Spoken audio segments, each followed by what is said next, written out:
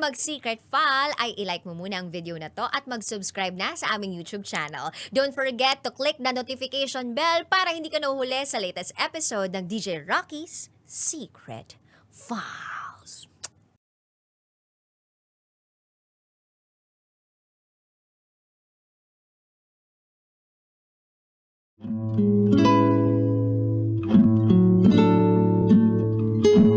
And now, it's time for DJ Rocky's Secret.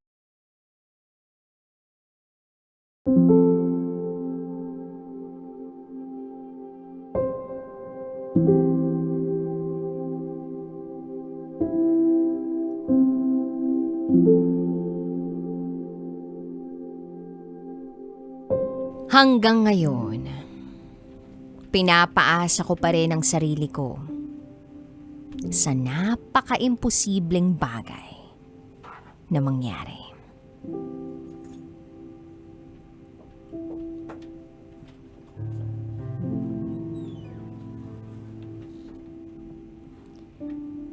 Hi DJ Rocky. Matagal na akong nakikinig sa'yo.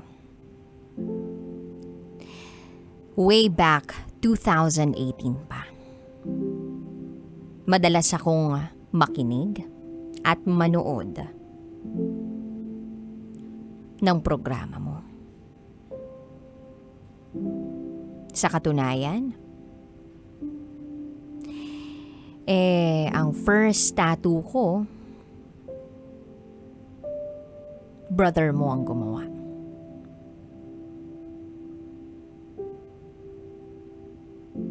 Yes. I'm here to share my story. Kung saan ako ang kontrabida. Itago mo ko sa pangalang Onak.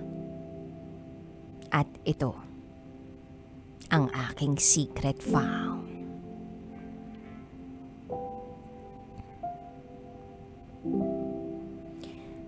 I'm a family man with kids. Aaminin ko, maloko akong tao. Hindi ako magmamalinis. And by the way, wala na kami ng partner ko. But not in papers, dahil wala pa namang divorce sa Pilipinas. Sabi ko nga, once a cheater is always a cheater. Pero may nakilala akong isang tao. Itago natin siya sa pangalang Sel. She is the love of my life.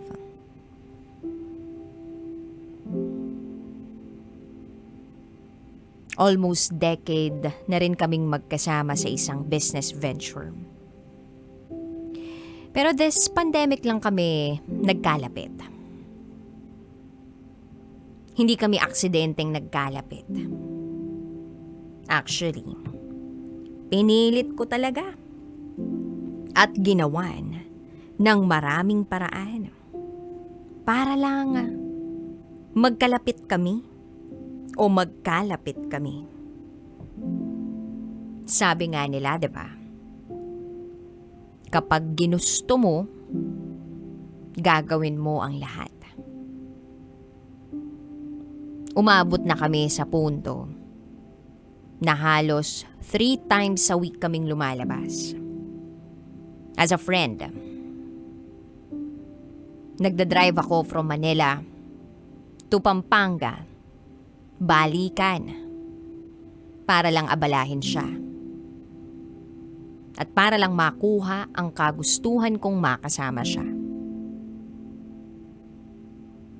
Pero ang alam niya lang, ay ginagawa ko yun dahil friends kami. Nothing more. Lumalabas kami, kumakain kami, Nagdadagat kami, nagkakape kami, nanunood ng mga pelikula, nag-share na gawin ng mga activities, pumupunta ng parks, nagzi-zipline, etc. At walang hanggang kwentuhan. And I make it a point na maramdaman niya kung gaano ko siya kamahal. Almost a year din kaming ganon. May mga pagkakataon na napapatanong na siya kung ano raw ba talaga ang meron. Nililihis ko lang ang usapan. July 2022. Ihahatid ko na siya pauwi. Galing kami ng party.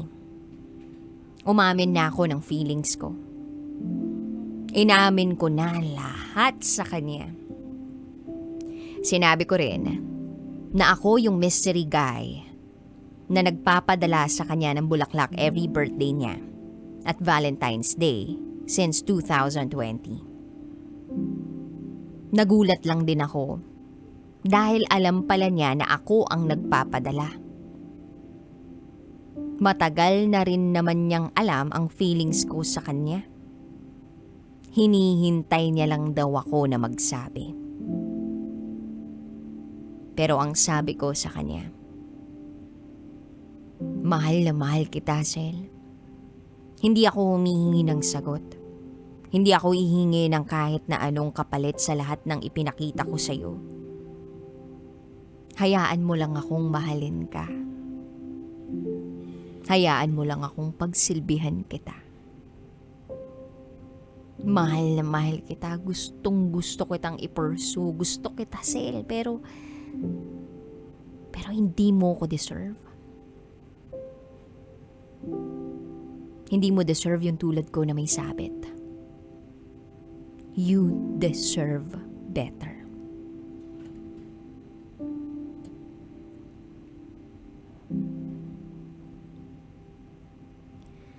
That day, umiyak lang siya. Sabi niya sa akin, huwag ko raw kalimutan ang araw na yun. Kaya pinatattoo ko talaga siya. Pinatattoo ko yung araw na yun. After ko umamin sa kanya. Almost 1 month din kaming hindi nagkita at nag-uusap. Akala ko nung mga panahon na yun tapos na. Akala ko wala na. Until dumating ang birthday niya. Surprise! Walang pasabi. Pinuntahan ko siya. Exactly 12 midnight. With gifts. Then ayun, parang wala lang nangyari. Balik kami sa dati. Dumaan na ang mga buwan, masaya kami. Masayang masaya ako. Feeling ko nga mahal na rin niya ako. Until dumating ng November. November 4. Last na pagkikita namin. Yung araw na yun, siguro natauhan na siya. Siguro nauntog na siya. Siguro nagising na siya.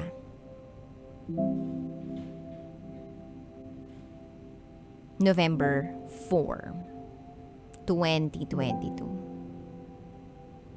Yun siguro yung araw na napagdesisyonan niya na putulin na kung ano man yung namamagitan sa amin. Bigla na lang siyang nawala. After that day, every time na inaaya ko siya, palaging next time na lang. Busy na siya, then hindi na siya magre-reply. Nalaman ko na lang sa mga kaibigan niya na ayaw na niya akong napag-uusapan. Parang pag naririnig niya ang pangalan ko, naiirita na siya. Sinabi rin sa akin ng kapatid niya na ayaw na raw talaga akong makita ni Sel. Sobrang sakit, DJ Rocky.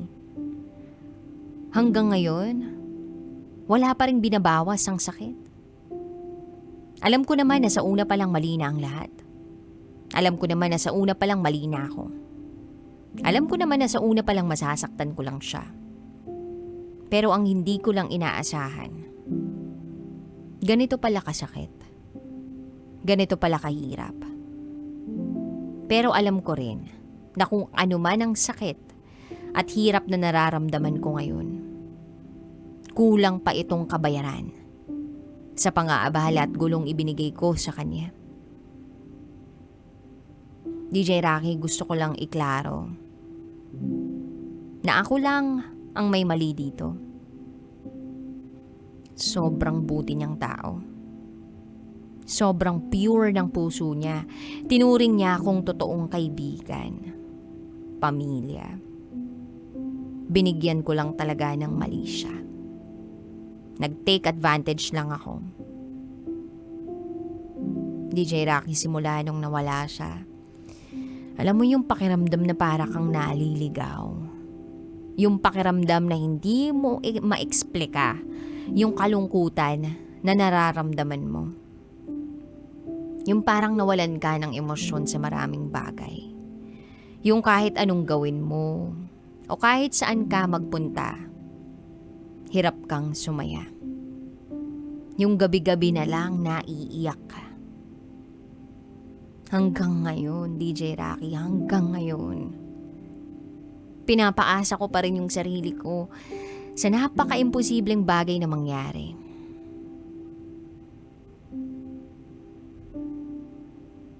And by the way, gumawa ako ng message para sa kanya. Sel, gusto ko lang magpasalamat. Salamat na hinayaan mo akong pumasok sa buhay mo. Salamat sa bawat segundo na ipinaubaya mo sa akin. Salamat sa bawat minutong hinayaan mo akong mahalin ka.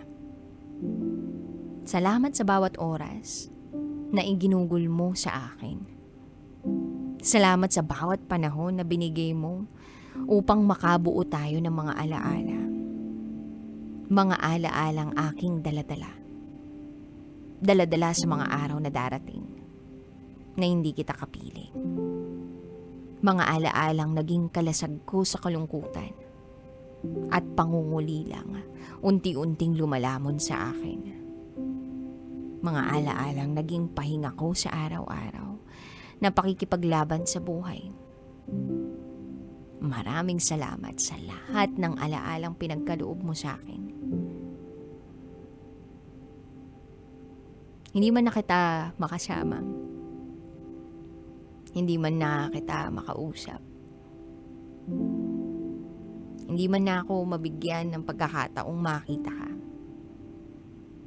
Araw-araw kong ibubulong sa hangin kung gaano kita kamahal. At araw-araw kong idadalangin ang masaya at mapayapang buhay para sa iyo.